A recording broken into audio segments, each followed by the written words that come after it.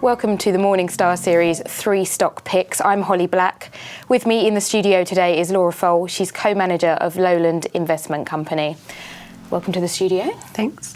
So, are there any sectors or areas that you're particularly finding great opportunities at the moment?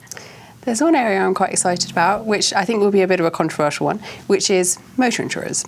And the shares have generally been really quite weak, and the reason for that is that basically claims are going up, and that's because of car theft is increasing quite a lot. So if you've got one of these cars that you don't need a proper key for, one of these keyless fob things, that makes it more easy to steal your car, essentially, and therefore car thefts are going up, claim costs are going up, and that's bad for the motor insurer because they've got higher claim costs.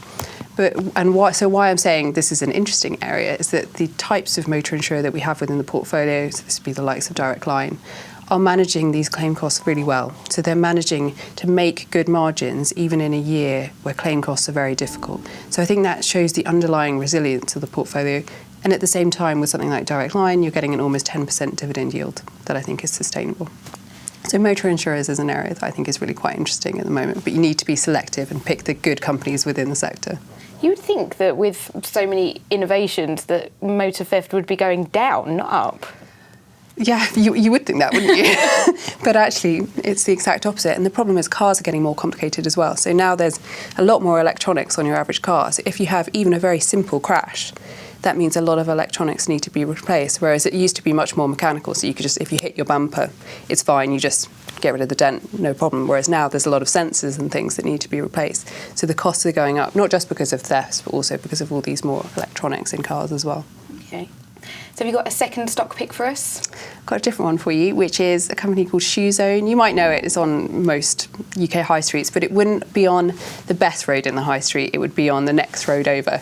And what Shoezone basically is very cheap shoes, and often things like children's school shoes or wellies, that kind of thing, which aren't really a discretionary purchase. You know, you need to buy your child a pair of school shoes every year, no matter what happens really, and Shoezone give you a very good value option for that. But what I really like about it is that it's quite owned by the management team still. They own roughly 50% of the company. They're very tied in and your interests are aligned with them. And because of that, they're really cost focused and they get the rent down pretty much every year. And we really like that as investors. You can see that they're really, really paying attention to costs. So they're actually managing to be quite resilient on what's a pretty difficult high street.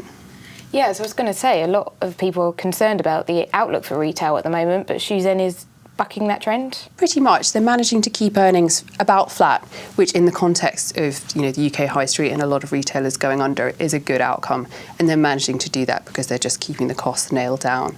And I think you might actually see that earnings return to growth because they're managing to sell quite a lot through their website. And they're actually making quite good margins from the website as well, which is pretty unusual for a retailer. Often when you sell online, you're not actually making much money from that, but they are actually making good margins from their website.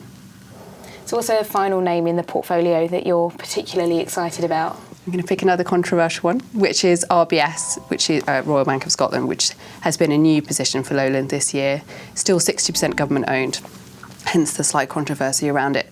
But I think because of that government ownership, that is causing a real valuation overhang on it. And if it wasn't for that 60% government stake, I think the value would be a lot higher.